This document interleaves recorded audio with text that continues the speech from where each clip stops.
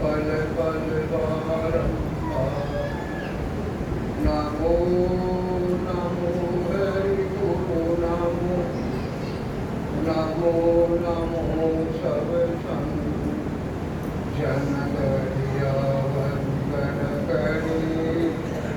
नमो नमो भगवन् अणिपे पद प्रकाश के दायक सतगुरु राम। अनंत कोटि जन साई के कार्य करुण परिणाम। शरणु सतगुरु जाल को मुख हृदय हरि नाम। निज प्रति संगत साध किया जीवन मुक्त सुख राम। सब धरती कागज करूं सब बन कलम कराय। सात समग्र शाही करूं श्री सतगुरु गुण नित्यान जाय। सवाने राम राम राम।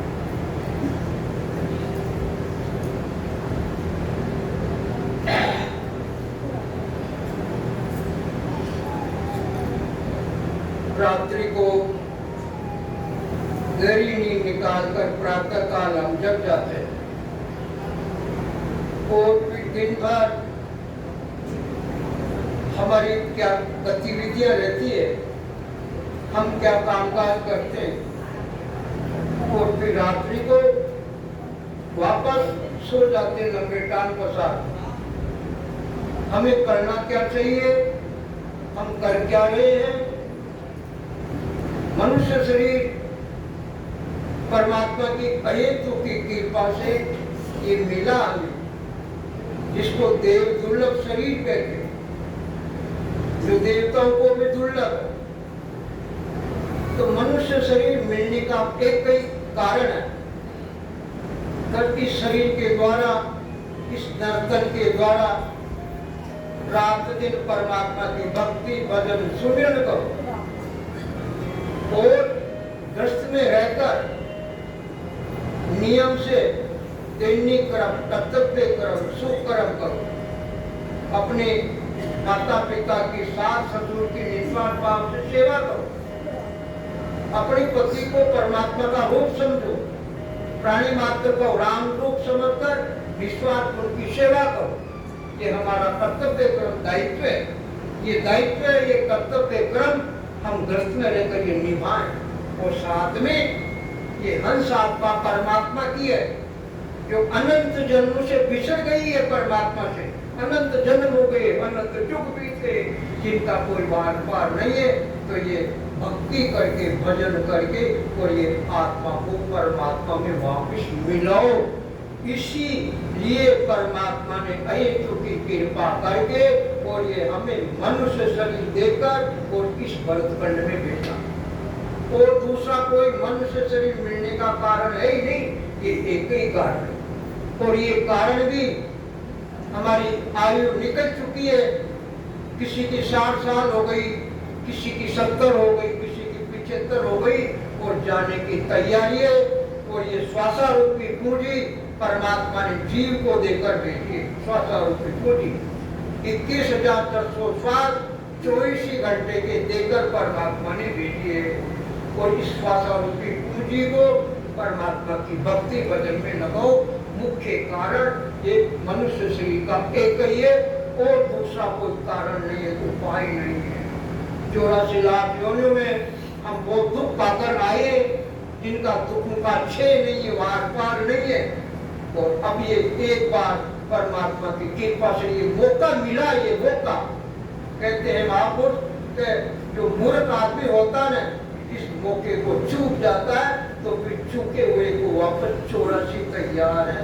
और वो 84 भी 20,000 वर्ष तक इतना लंबा दुख भोगना पड़ेगा। दुख भोग कर आए हैं और बिना परमात्मा की भक्ति के, बिना वापस क्या नाम से तैयारी, बिना भक्ति के भी।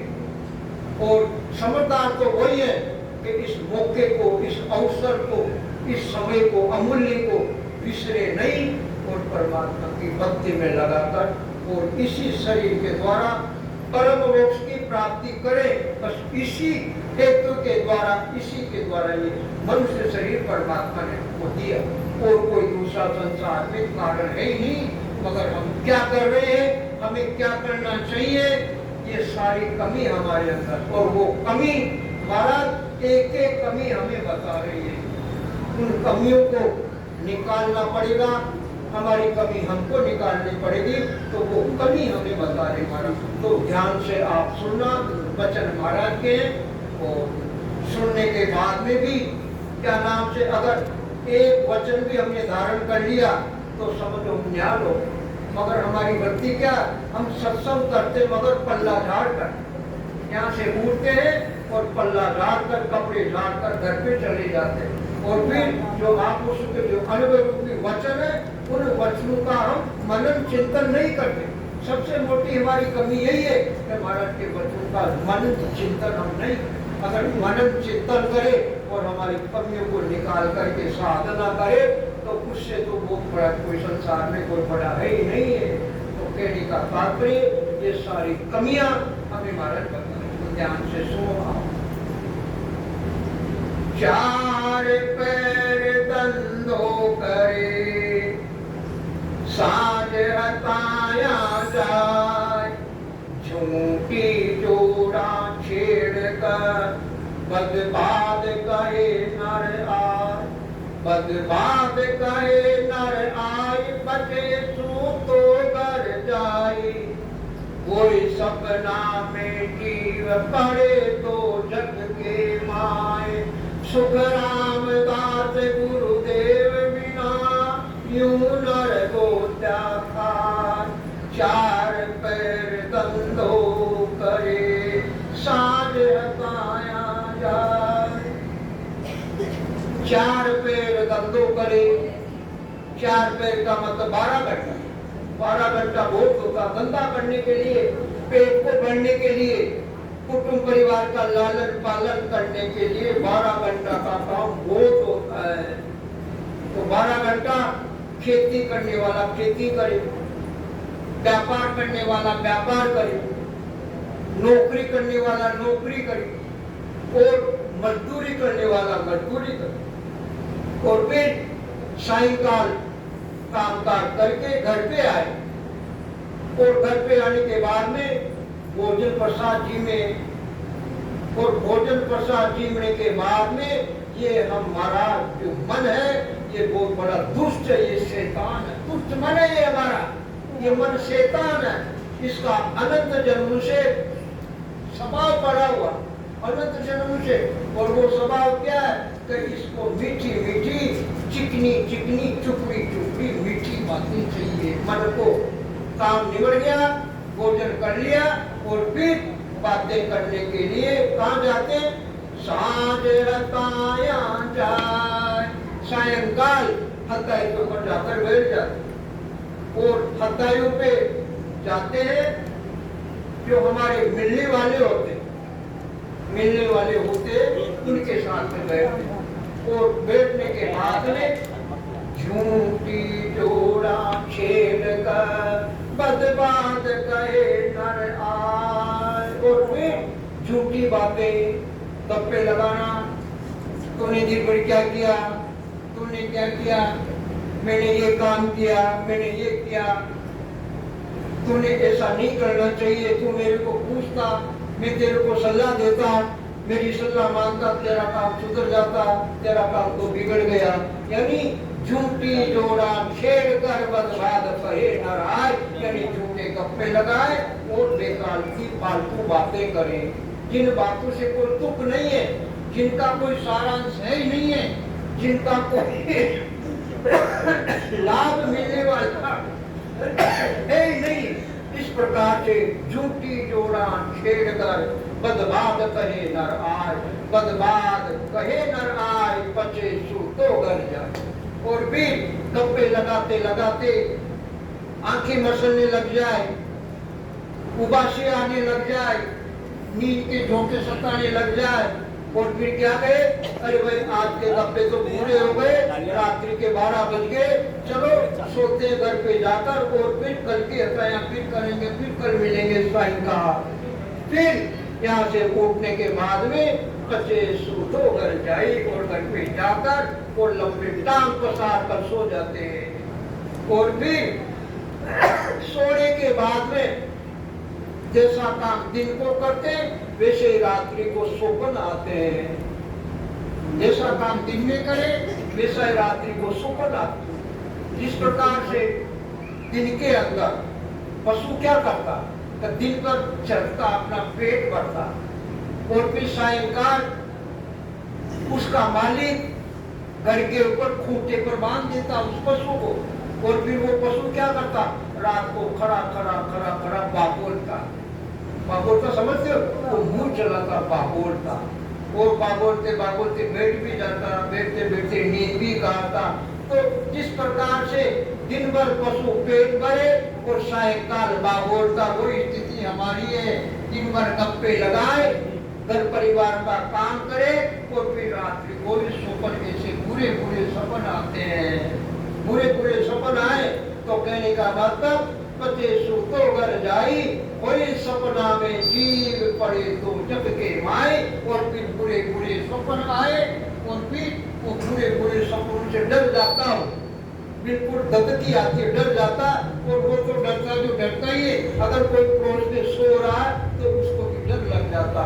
तो कहने का मतलब जैसा काम करे वैसे सपन आते हैं। तो पड़े तो जग के माए, सुखराम दास गुरुदेव बिना, सुखराम दास गुरुदेव के बिना, यानी गुरु महाराज का ज्ञान के बिना, सतगुरु के ज्ञान के बिना, भक्ति के वेद के बिना यूं नर गोत्या खाए।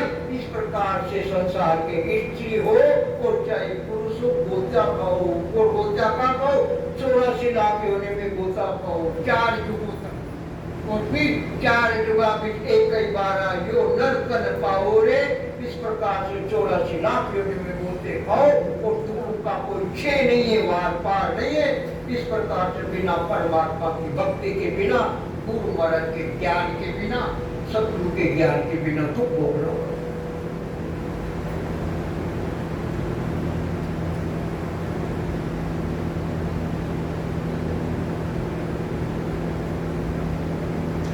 पैसो घर गमे सोच, सोच छाली नहीं आया, खेती भले निनान खींच नहीं सब दिखाया।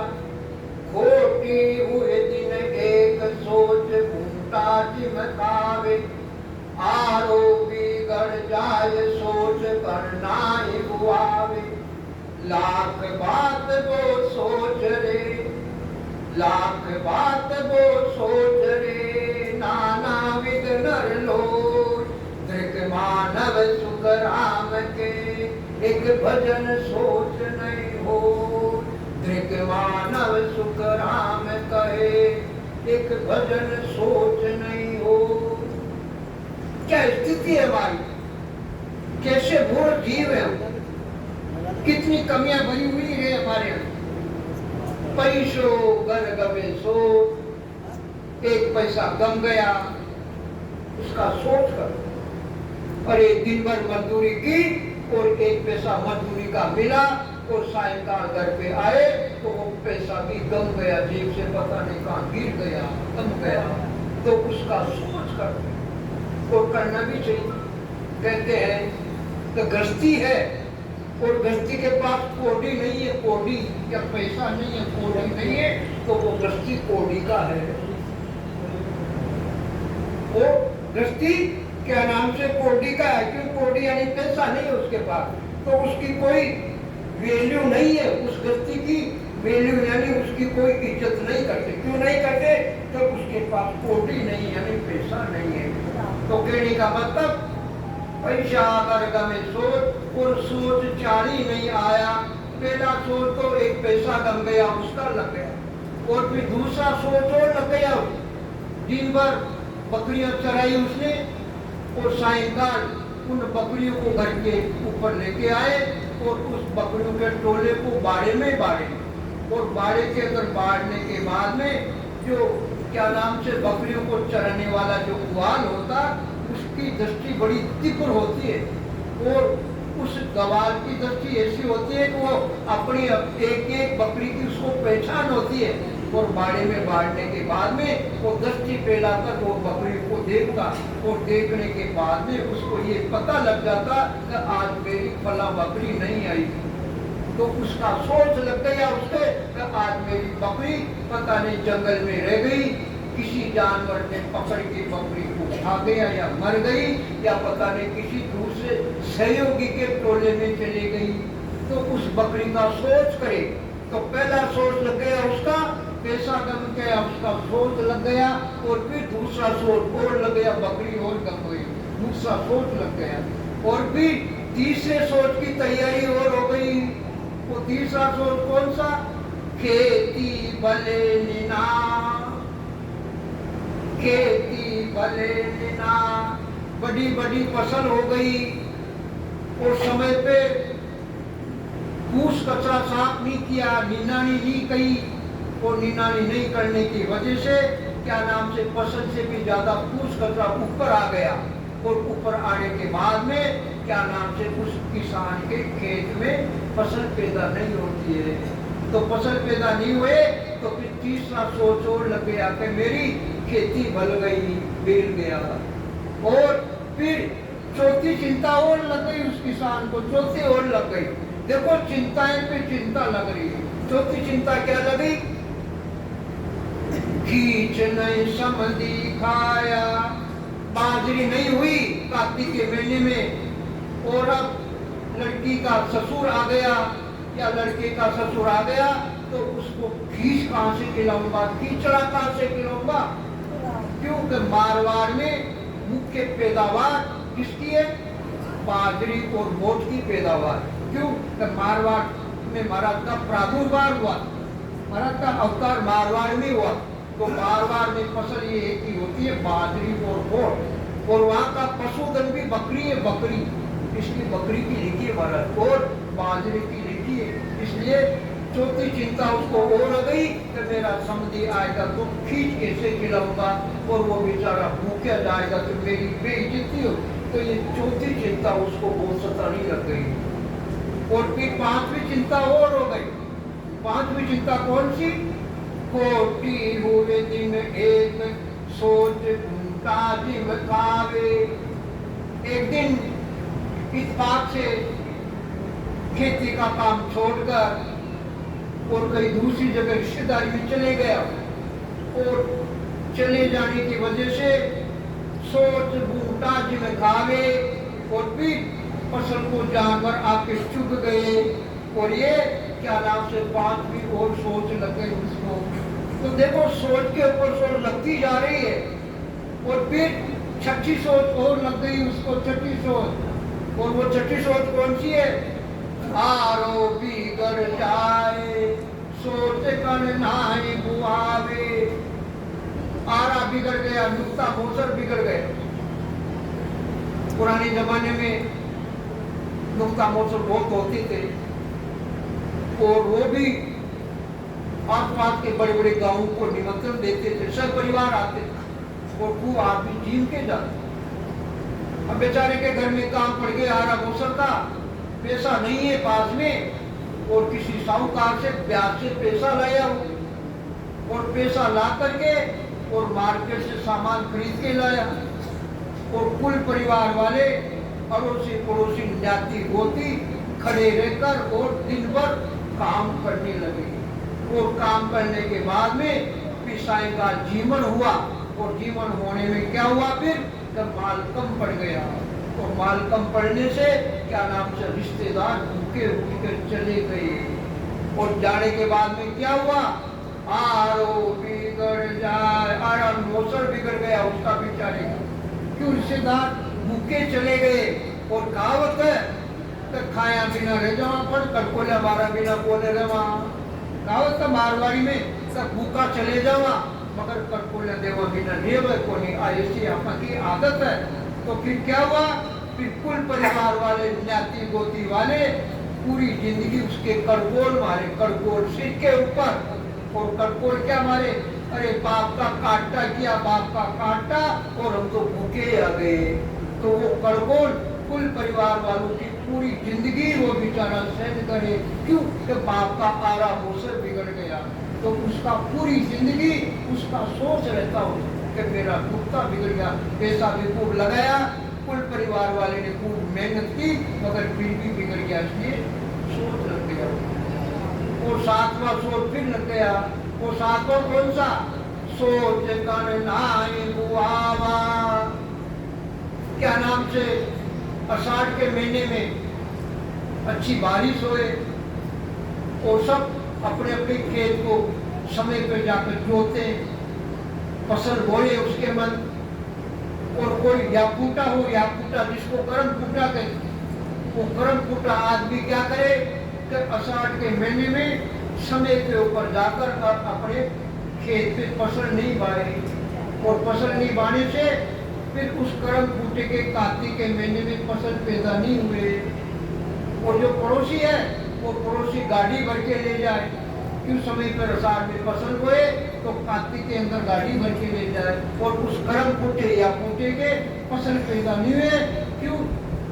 जब समय पर नहीं बाई तो उसका फिर उसके सोच लग गया, ये सातवां सोच लग गया।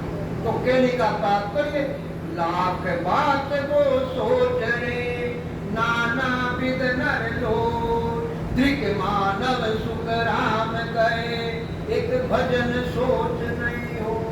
इस प्रकार से लाख बात की सोच, चिंता, फिक्र में ये हमारी आयु समाप्त हो जाती है। इसलिए दृढ़ मानव सुख राम गए। उन संसार के स्त्री पुरुष को धिक्कार है, धिक्कार है, उनके माता पिता को धिक्कार है, उनका कुल परिवार को धिक्कार है। एक भजन सोच नहीं होई, लाख बात की सोच है, मगर परमात्मा की भक्ति भजन का सोच नहीं है। वो फिर सोच नहीं है भक्ति भजन का, तो फिर उस जीव का क्या होने वाला है वो आप सोचो। नरकू और 84 का दुख भोग के आया वो, और बिना परमात्मा भक्ति भजन के बिना फिर नरकू और 84 का दुख भोगो। तो क्या मतलब? महाराज हमें सावधान करे कि अगर तुम्हारी भी स्थिति यही है, जो स्थिति लोगों की है, और वही स्थिति अगर तुम्हारी है, तो तुम्हें भी फिर वापस 84 का नरकू भोगना पड़ेगा। अगर 84 और नरकू के दुख से बचना है तो क्या नाम से परमात्मा की भक्ति करो, भजन करो, सुमिरन करो। सुमिरन सार है। संसार में सब कुछ है, मगर सुमिरन नहीं है तो वो किसी काम कर रहे हैं। संसार कहते हैं किसी को, संसार कहते हैं जिसमें कोई प्रकार का सार है ही नहीं है। संसार कहते हैं जिसमें कोई सार ही नहीं।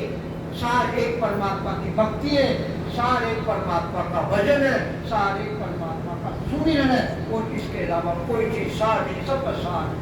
ये जो दिख रहा, ये चकाचौंध जो 3 लोग 14 भोर में जहाँ भी हम दृष्टि पसारे और वो चकाचौंध नजर आ रही है, वो चकाचौंध एक दिन समाप्त होने वाली है। कोई सार नहीं है इस संसार का। सार एक परमात्मा की भक्ति है, परमात्मा का भजन सिमरन सार।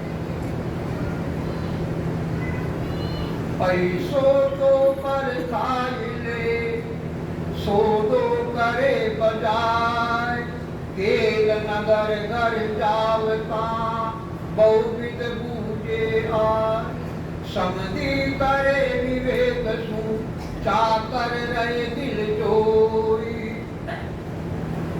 हंडिया कम ठोर के लेता है सब कोई, सब कसर कीमत काढ़ कर परख करे नर दे, एक मानव सुख राम कहे, एक भजन परख नहीं ले, एक मानव सुख राम कहे, एक भजन परख नहीं ले। पैसों को परखाए ले। ये मन कितना चतुर है, कितना चालाक है। किसी से अगर पैसा आया है तो उस पैसे को परीक्षा करके लेते हैं, और स्वयं अगर उस पैसे की परीक्षा नहीं कर पाता तो अपने जो जान पहचान वाले होते उस जान पहचान वाले को पैसा दिखाता है, भैया ये 2000 का नोट आया, जरा इसको देखना तो नकली है या असली है।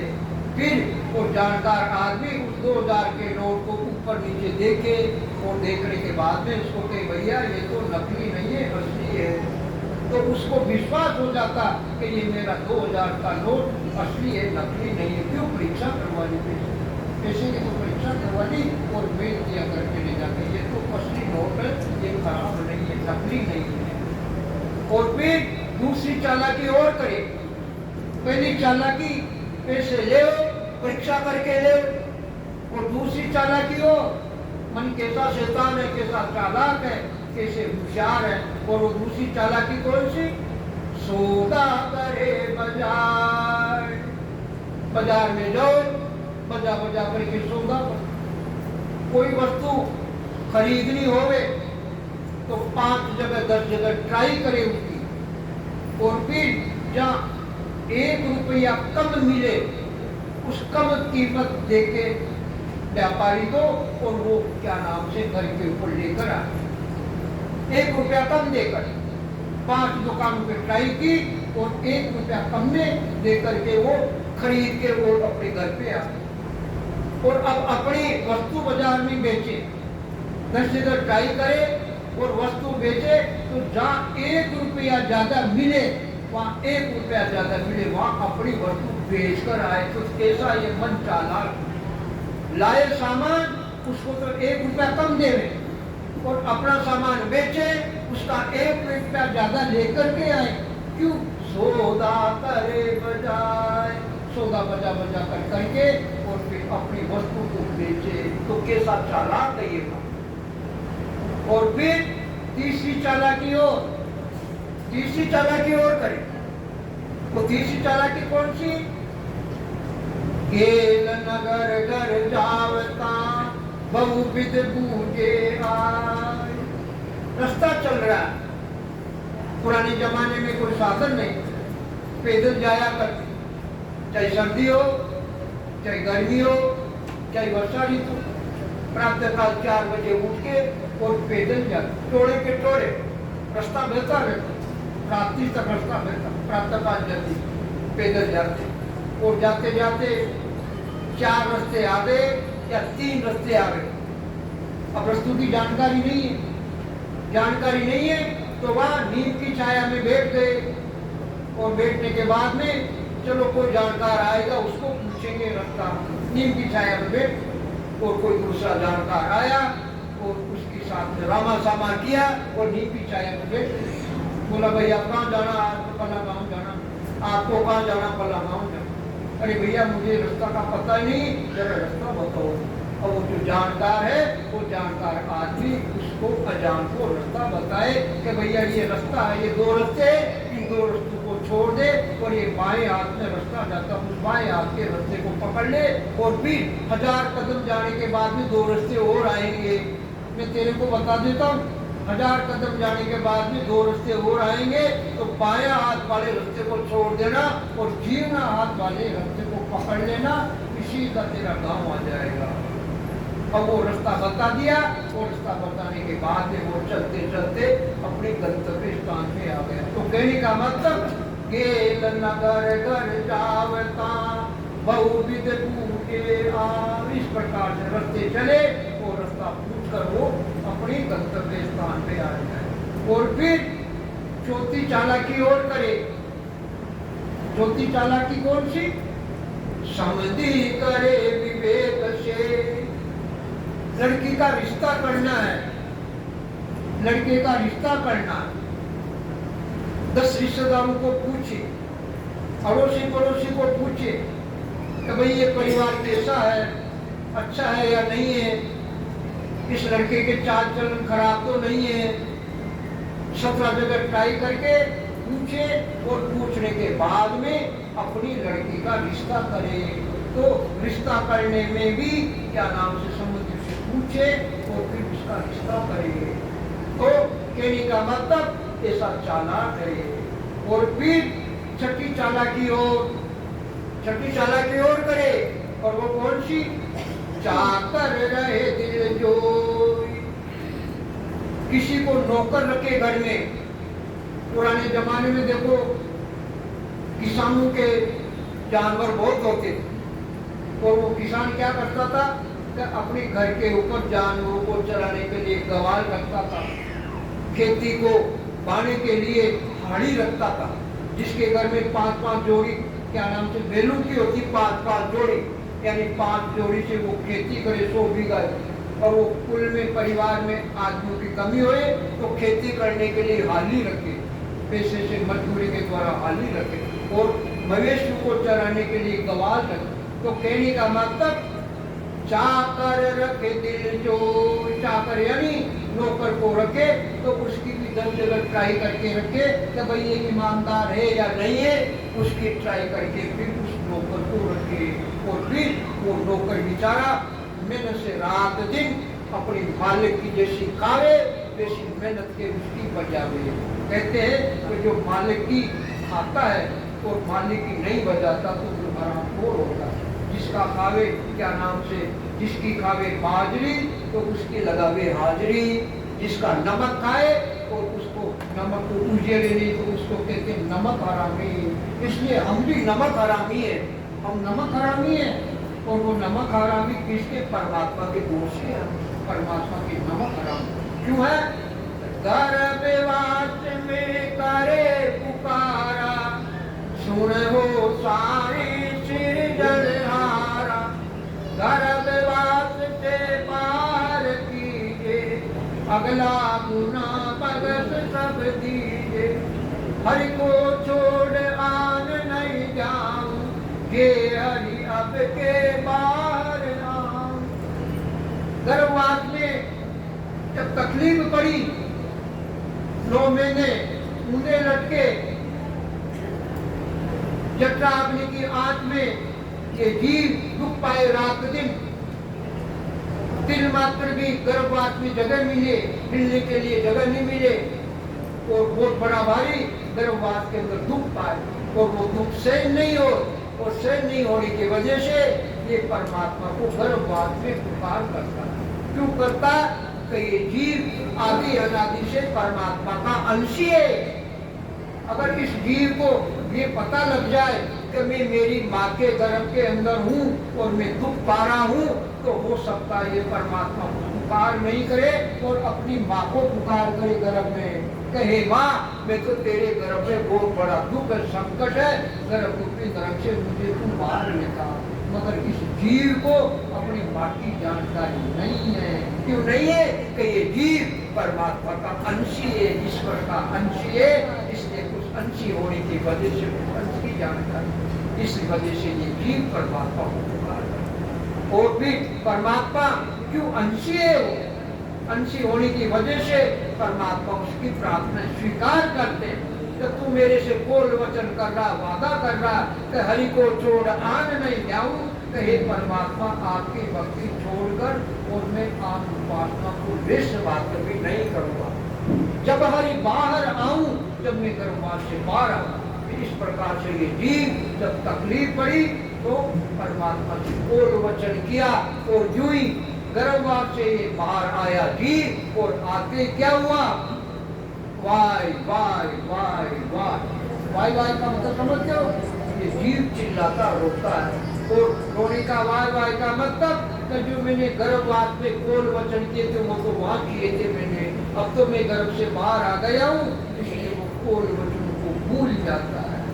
और भूलने के बाद में जो जो इंद्रियां क्या नाम से बलवान होती है, जो जो आयु बढ़ती है, और ये 5 ज्ञान इंद्रियां, 5 कर्म इंद्रियां बलवान हो जाती है, और ये कर्म इंद्रियां भोग मांगने लगते हैं, और भोग मांगने की वजह से ये जीव भोग में उलझ जाता है। क्यों? कि आदि अनादि से स्वभाव है जीव का, भोग भोगने का स्वभाव है, इसलिए ये भोगों में उलझ जाता है। और जो बोल वचन परमात्मा के द्वारा किए गए कर्मवाद में उन बोल वचनों को भूल जाते हैं। तो ये भूले हुए जो बोल वचन है, ऐसे सत्य केवली भगवत जो परमात्मा के जन इस धराधाम के अवतरित होते, वो इस जीव को जो भूले हुए बोल वचन है, उन भूले हुए बोल वचन को याद तूने गर्भवास में परमात्मा से बोल वचन किया था, और अब अगर भक्ति नहीं करेगा, भजन नहीं करेगा, सुमिरन नहीं करेगा, तो वो तेरा बोल वचन पूरा नहीं होगा, और बोल वचन तू पूरा नहीं करेगा तो 84 का दुख होकर आया और फिर वापस 84 लाख योनि भोगनी पड़ेगी, और वो भी 43,20,000 तक। 4 युगा में 1 यो नर्तन पाओ रे, 4 युगों के बाद में 43,20,000 तक नरक और 84 का दुख भोगने के बाद में फिर परमात्मा वापस की जीव पर कृपा करता है, क्यों? उसका अंशी है, आदि अनादि से अंशी होने की वजह से कृपा करते। अगर कर्मों का लेखा जोखा किया जाए तो हम मनुष्य शरीर के अधिकारी है ही नहीं है हम अधिकारी। इतने असंख्य कर्म हमारे बन चुके, जब तक वो कर्म खत्म नहीं होते तब तक अधिकारी नहीं है। मगर फिर भी परमात्मा दयालु है, हम अंशी हैं, इसलिए कृपा करके ये मनुष्य शरीर मिला।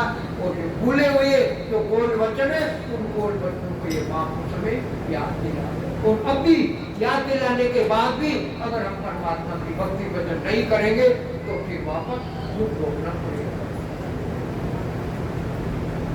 हंडिया थम तोड़ के लेता है सबको, और 2 टके की हांडी लेने के लिए जाता कुमार के घर पे, और उस 2 टके की हांडी को भी क्या नाम से कटोर बजा बजा कर उस हांडी को लेकर, कितना चालाक है। 2 टके की हांडी, विचार करो, 2 टके की हांडी को कटोर बजा बजा करके लेके आते हो। मगर जो तुम साधन कर रहे हो, जो भक्ति भजन करे हो, जिस ज्ञान को तुमने धारण किया, वो ज्ञान तुम्हें कहाँ पहुंचाने वाला है, किस लोक की प्राप्ति कराने वाला, क्या इसकी परीक्षा की? क्या महापुरुषों के शरण में जाकर और उसकी परीक्षा की, हम कौन सा साधन कर रहे हैं, और वो साधन की कौन सी ताकत, कौन से लोक में ले जाने वाला, क्या इसकी परीक्षा की? नहीं की। सारा संसार राम राम करा, हम ही राम राम। अरे भाई, वो कर रहे हैं, भेद से कर रहे हैं, सतगुरु विजय से परमात्मा के नाम को रट रहे हैं, और उसके पराक्रम से परमात्मा की सत्ता प्रकट हो जाए। और वो परमात्मा की सत्ताई जन्म जन्मांतर का जो 84 का बंधन इस जीव आत्मा के लगा हुआ है, वो 84 का बंधन ये परमात्मा की सत्ता, आपकी किसी ताकत की सत्ता के है। और जो बिना भेद से जो भक्ति कर रहे हैं, एक श्वासा के आधार से, वो बिना भेद की भक्ति सुख की प्राप्ति कराए, और वो सुख क्षण भंगुर है। वो सुख पानी के बुदबुदे की जैसे, जिस प्रकार से पानी का बुदबुदा उठता है और हवा के दबाव से वो मिट जाता, इस प्रकार से संसार के जो सुख समझते हैं 3 लोग 14 भवन के सुख, ये पानी के बुदबुदे की, मगर ये जीव इन सुखों के अंदर उलझ गया और परमात्मा की भक्ति में को भूल गया। इसके महापुरुषों ने याद दिया, सब कसर कीमत काट कर परत करे नर दे, एक मानव सुख राम कहे, एक भजन परत नहीं दे। सब प्रकार की कसर कीमत काट कर और अपना कुल परिवार को रात दिन चलाते हैं, कुल परिवार का लालन पालन करते हैं, सब काम गतिविधियां समय समय पे सारे कार्य सिद्ध करते, मगर सबसे मोटी कमी दृक मानव सुख राम के, एक भजन परख नहीं दे। उन संसार के पुरुषों को धिक्कार है, धिक्कार है, उन ज्ञानियों को धिक्कार है, धिक्कार है, तो परमात्मा की भक्ति भजन कर रहे हैं मगर परीक्षा करके नहीं कर रहे हैं कि ये जो साधन हम कर रहे हैं, ये भक्ति भजन कर रहे हैं, वो कहाँ हमें पूछने वाली है। तो ऐसे ज्ञानियों को, ऐसे संसार के पुरुष को धिक्कार है, धिक्कार है, धिक्कार है। नकटी पूछी मांगताई की बात सुनावे, वो विधवे आदीन दौड़ वहां के घर जावे, गांव पटेली लेन बहुत सूखा नर दीनी, जात पात के काज भांग जर भी सिरलीनी, या बाबा के वास्ते सब नर जूझा जाए, या सरोवर सुख राम कहे, हरि गुरु है कन्नान, या सरोवर सुख राम कहे, हरि गुरु है कन्नान।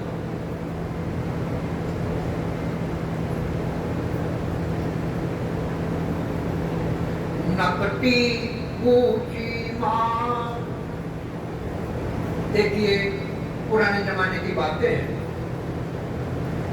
आज से 300 साल पहले इस धराधाम पे हमारा का अवतार हुआ। 300 साल पहले की बातें। पुराने जमाने में रिश्ता होता था लड़की का या लड़के का, और उस लड़की में किसी प्रकार की शरीर में कोई कमी रह जाती, किसी भी प्रकार, लूली लंबी है या आँख से कुछ दोपड़ी है, किसी प्रकार की कमी रह जाती, मगर फिर भी उस लड़के को आदर से शादी ब्याह करके लेकर आते। क्यों? वो जमाना ऐसा ही था। आज के जमाने में और 300 साल पुराने जमाने में जमी आसमान जितना अंतर।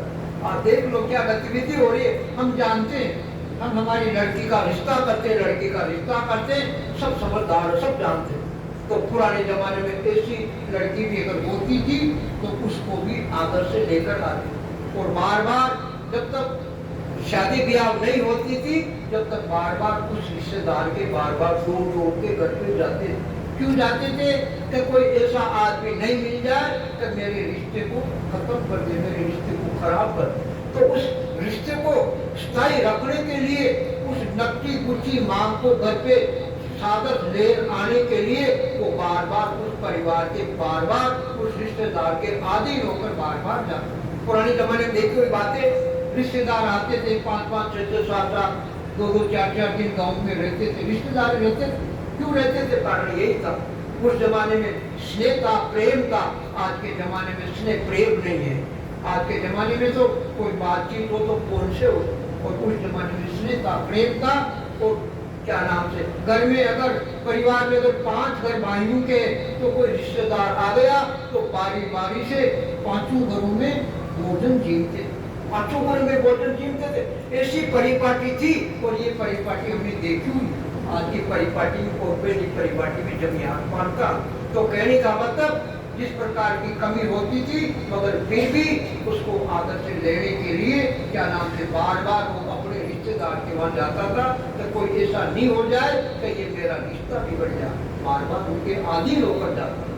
इसके महाराज ने लिखा कि नकटी ऊंची पान तान की बात सुनावे, वो वे वहाँ आदि न दौड़ वहाँ के दर जा। बार बार उनके आदि होकर और बार बार हर महीने दौड़ कर उनके घर पे जाते थे। और फिर गाँव पटेली ले बहुत सूखा नर दीनी। पुराने जमाने में पटेल पंचों के द्वारा गांव का न्याय होता। आपस में कोई 2 परिवार में कोई झगड़ा हो गया, किसी प्रकार से अनबन हो गई, झगड़ा हो गया, तो गांव के 5 आदमी इकट्ठे होते हताई पे, और फिर वो पटेल पंच दोनों पक्षों को खड़ा करके दोनों की बात सुनी, और सुनने के बाद में वो पटेल पंच निर्णय कर, और उन पटेल पंचों के निर्णय को मानते थे। और पटेल पंचों के निर्णय को अगर कोई नहीं माने तो उसकी पटेल पंच जबरदस्त सजा देते थे। सजा मिलती थी और वो सजा को सहन कर, क्यों? वो समय ऐसा ही था, वो पुराना जमाना ऐसा ही। तो कहने का मतलब गाँव पटेल बहुत सूखा नर देने।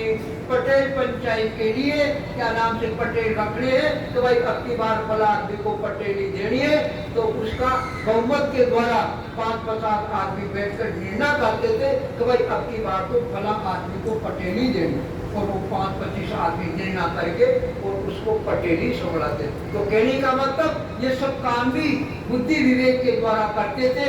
मगर महाराज आगे फरमाते कन्यात पात के काट बांध जरबी सिरलीनी।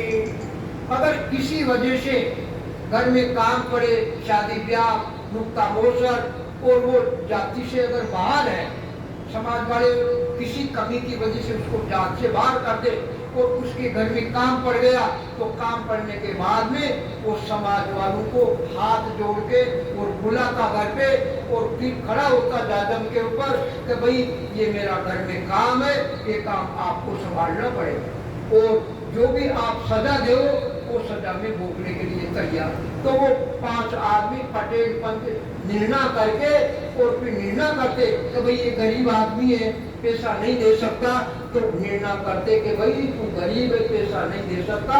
तो निर्णय एक ही है, ये जो पटेल पंच बैठे हुए हैं, इनकी जरबी जूते जरबे बांध और अपनी सिर पे, और तेरा जितना भी गुना है वो सब गुना माफ हो जाएगा, तो हम तेरे काम के अंदर। तो बेचारा उनको बुलाने के लिए, जात पात वालों को बुलाने के लिए, ये काम भी करने के लिए तैयार है, यानी जूती भी सिर के ऊपर लेने के लिए तैयार। और ये लेता या बाबा के वास्ते सब नर जूझा जाए, या सरोवर सुख राम कहे हरि गुरु है कन्नाथ, या सरोवर सुख राम कहे हरि गुरु है कन्नाथ। महाराज ने न करे कि अनेक बातों के लिए रात दिन जूझते हैं, मगर या सरोवर सुख राम के हरि गुरु है कन्नाथ, यानी इनके बराबर हरि यानी परमात्मा और गुरु यानी सदगुरु इनके बराबर है या नहीं है, ये निर्णय नहीं कर। तो विचार करो